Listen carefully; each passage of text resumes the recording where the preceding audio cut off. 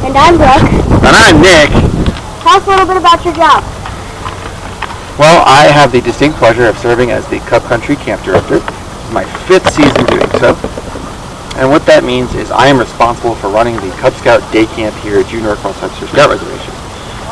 So it is my task to make sure that every Cub Scout has the best summer they possibly can have, to make sure the staff has all the training and supplies that they need, and to make sure that the train runs on time. Okay. So we're going to ask you a couple of questions. Some of them are based off of Cub Scout legends.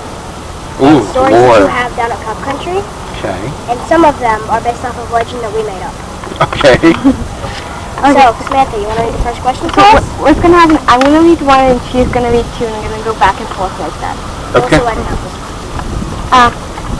What is an average day in Cub Country? An average day in Cub Country? I don't know that there is an average day in Cub Country.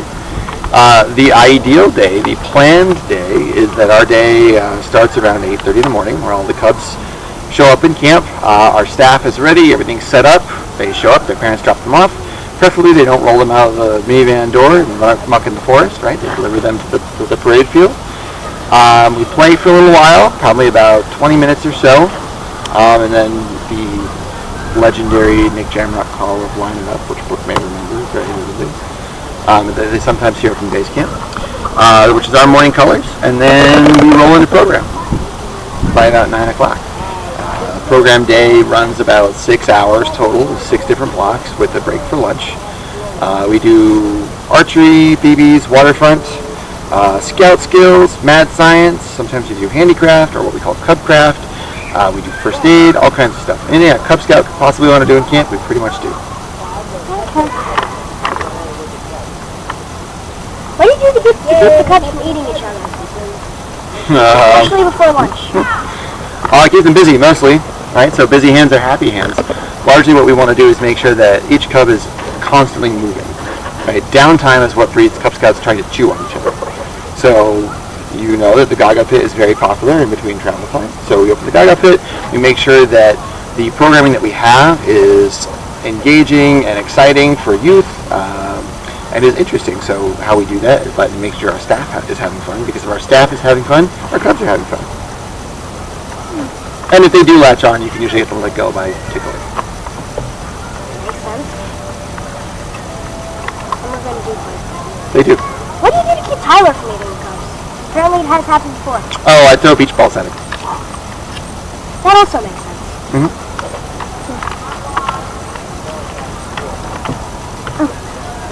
Has anyone ever gone to the bottom of the pond?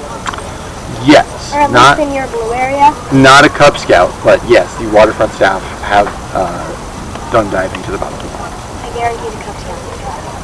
Oh, probably, but I don't think it's deep enough for them to really get tremendously deep. Even our blue area over there isn't crazy deep.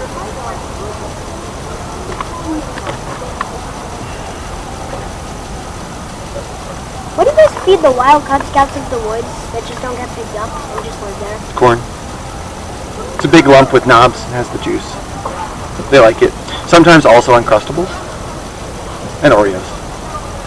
Because they show up near our campsite sometimes. Mm-hmm. Yeah, it happens. And which CIT will you be feeding to the dinosaurs this year? Because we've heard them stop when they are hungry. That's a tough choice. I think Zoe may have volunteered as tribute. I feel like we need a story behind that. What happened? Oh, a story to Zoe?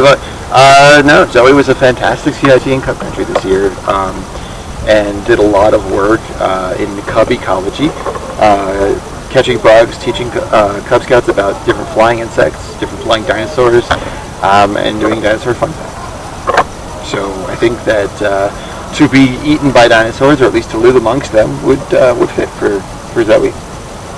That makes sense. How did you rescue Tyler when he was carried away by the flying rapid backpack that a Cub Scout brought in for someone? Again, the beach ball. I think in that case, though, I think there was some elevation trouble. So I want to say that the Gaga ball was used, right? Because it's a little more dense, so when you throw it, it goes farther. And what I tried to do was knock the backpack off of him. So like the smart thing would be like just to throw the gaga ball. That way all the cubs like get underneath it, and when it gets knocked down, all the cubs just go for it. Yeah, but I don't want Tyler to land on the Cub Scouts. I do have photographic evidence of him landing in the gaga pit. I'm happy to show it to you.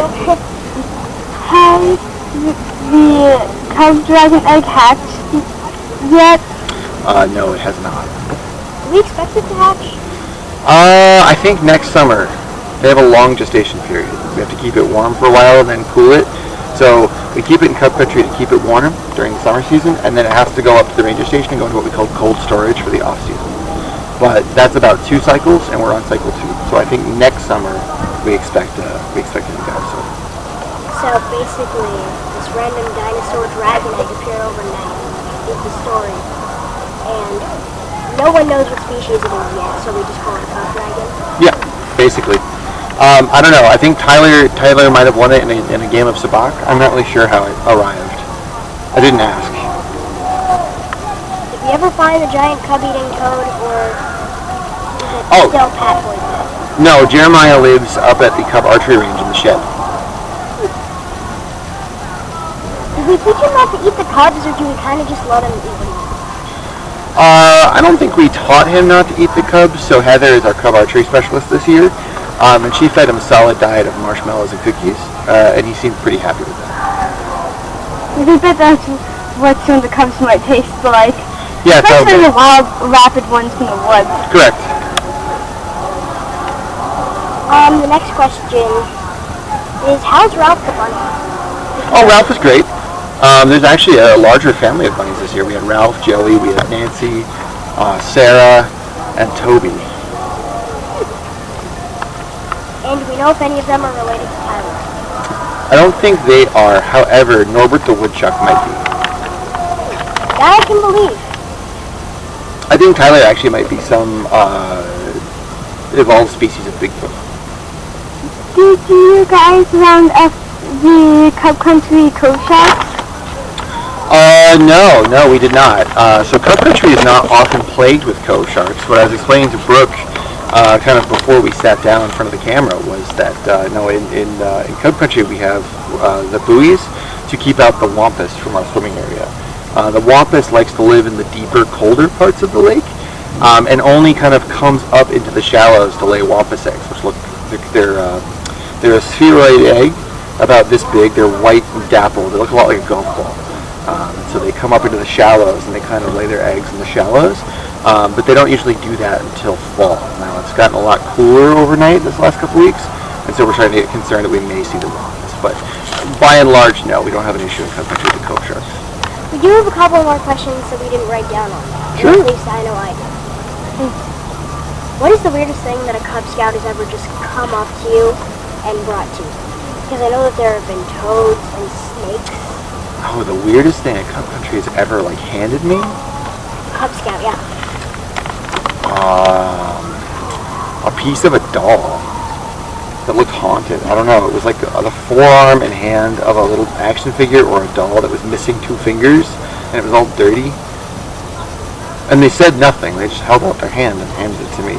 And I said, "Thank you, I have it." And they walked away. I absolutely thought that I was a scary kid, but that is a scary kid. No, we had a story this summer. Willa, I keep joking that Willa's been chosen by June now to be the next bigger-than-life Cub Country staff member because she had all kinds of stories, and one of the stories that she shared with the Cub staff was that she was teaching Leave No Trace, and the Cub Scouts said they knew that Leave No Trace was a thing because you shouldn't touch things that don't belong to you, like emeralds, because if there's emeralds in your campsite, which there often are, and you touch them, it summons the emerald cultists. And if you take their emeralds, the cultists will come for you. Talk about scary kids. That is scary kids.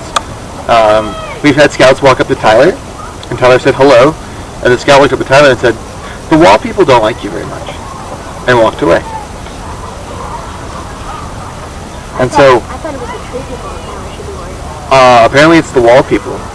And he asked Milo what the deal was with the wall people, and all she said was, "They're watching you," and also walked away.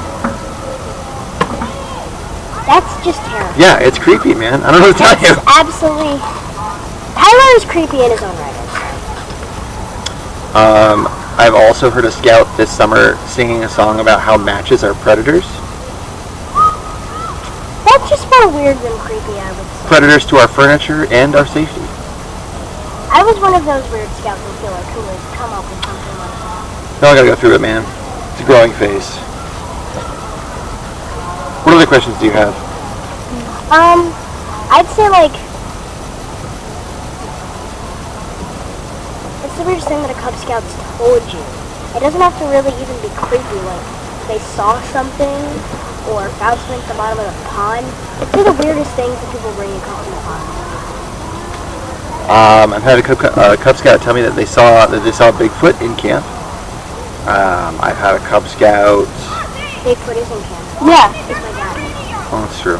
Well, also there's like some Bigfoot things up over that way. The weirdest thing. Oh no, Bigfoot just put that up to throw people off.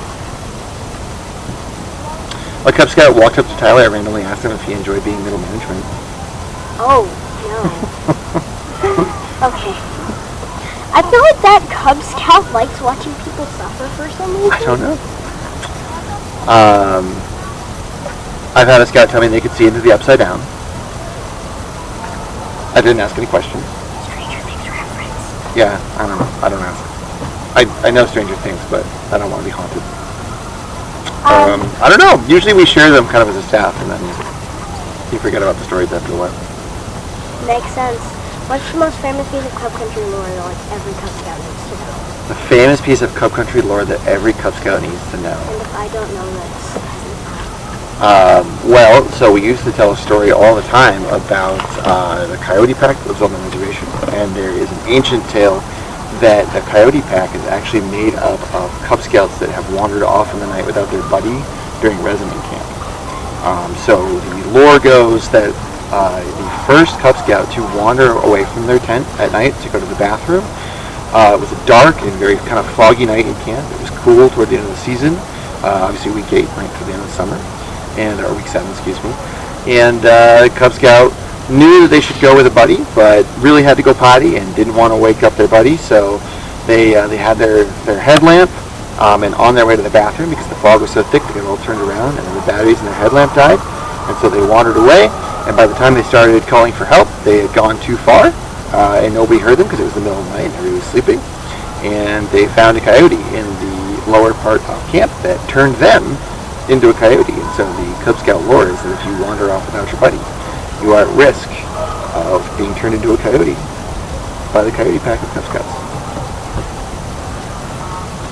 how many Cub Scouts, like, a day, would you say try to make it off pond? Try to make it to the bottom of the pond? Oh, I would say at least 60. Right, so like we have 87 Cub Scouts in camp this week. 2/3 of them minimally go into the water, and I would guarantee almost every single one that's in the water tries to hit the bottom at some point or other. What would you say is the saddest thing in Cub Scouts? Not like sad, but like an apple tree that has a bajillion leaves and all that. Like it just makes you sad.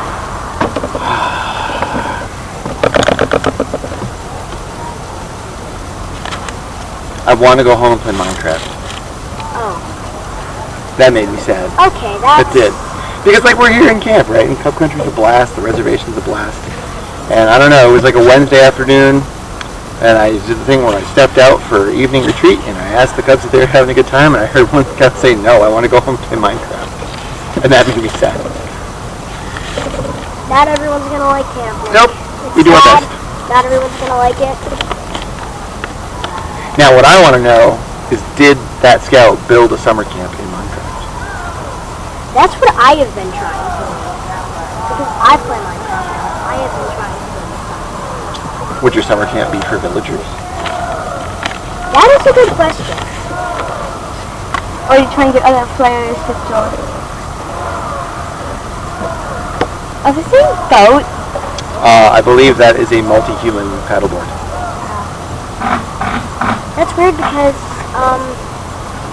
that looks like one of the 10-person paddleboards, and I only see like 6 people on it. Maybe that's why they're rowing so hard. We'll edit out this part. Still. We'll fix it in post, don't worry. Don't worry. What else you got? Hi, movie making instructor. We tried our best, okay?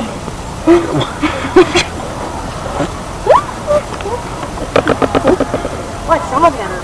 Do we need action shots? You know what that is? Probably? Question mark? We can go get film of teaching fly fishing. We can go see if we can hunt down some Cub Scouts to film. Okay. Yeah, we can. Tyler! Okay, now cut, and then go to him. Okay, now you yell what? What? Okay, now back to me. You want to fight to the death with a bunch of Moxie cans? Go back. Yeah, sure, when? I don't know. Like, now? Yeah, I can clear my schedule for now. Now, come back to me. Is this not what you wanted? No. Oh, but then what did you want? On Arizona. Oh, all right. You want to get chicken shawarma after this? Yeah. All right, cool. All right, so you think it's this way? Yeah. All right, yeah, we'll go this way. All right. Go this way. Oh, you're still filming. Okay. Hi, Josh. Hi, Tyler. Hi, Nick. Hey. What are you guys up to? Well, see, Nick and I, we're gonna fight to the death with Moxie cans, and then we're gonna eat chicken shawarma. Well, I'm not really sure that's the order you guys should be doing that in. Oh, we should fight to the death with chicken shawarma and then have Moxie cans. Yeah. Close. Fight death and then Moxie cans chicken shawarma. What if we fought death with chicken shawarma and then had Moxie? That's got to be it. We got to go fight death. Now they're getting the right idea. I don't have videography in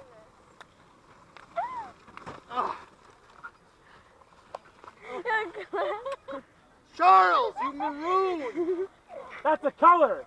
Watch where you're driving the golf cart of golf carting is. Watch where you're standing. I can't watch where I'm standing. My feet don't have eyeballs. Well, you have mine. eyeballs and they're attached to your feet. No. I don't think that's how biology works. I'm trying to get you one. Hang on. No, stop. Don't do that. How can I help you, Charles? Can I borrow? Are you snapping photos of me making weird faces? Yes. Ha ha. Ha ha. You got. When you say a few, you mean the 3 that I have? So I put the e-doors right everywhere. I just want only one for the table. Torture him somehow. I don't know what to do. Torture him. You know you're on camera right now. I know. No, I gotta edit that out too. Another exquisite craftsmanship. Why do you have a giant drill bit? Why don't you have a giant drill bit? I do. It's carrying into the ground for the resources. Oh. The ground is very, Did you call before you dig? Yeah. I asked the research for it. You didn't hear me on the radio? What are you doing, Tyler? I asked for permission. Well, I'm not really going that's what I asked for the girls to drill resources and no one questioned Look, me. it's fine. Do you need a staff shirt? It's fine. It's fine. Fine. Look. Okay. No. Okay. Ready? Okay. So here in the wild, we have the most dangerous creatures on June Northwest Scout Reservation. Wild Cub Scouts. Oh no. I'm gonna go poke one out.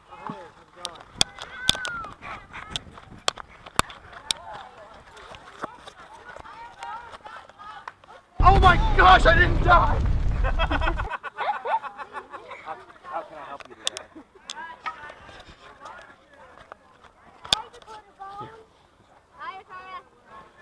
So if you look really closely, what you can see here is what we call a herd of Cub Scouts. Now, Cub Scouts cluster densely in what we call program dens, right? And they move around the reservation. It's safest if you don't get in the way of the den while they're marching. Let's watch.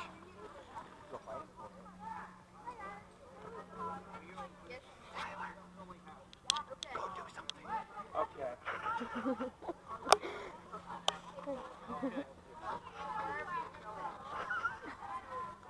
Okay, well, unfortunately, it looks like we've lost our opportunity. They do move fast. So Cub Scouts are ambush predators. They respond to movement. So you'll notice that when they saw Willa move, the first thing they did was break ranks and go inside the cope area. This is where they feed on program.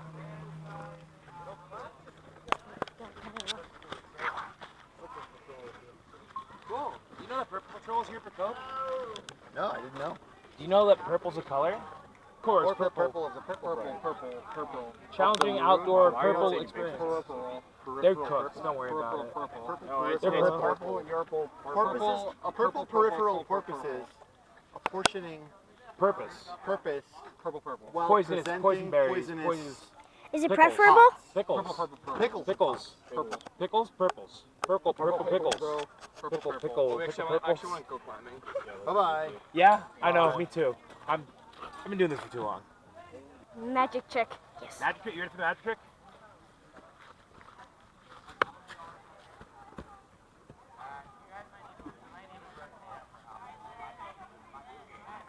I was supposed to stop and I didn't. Nick, go do something funny. You get it? You get the shot?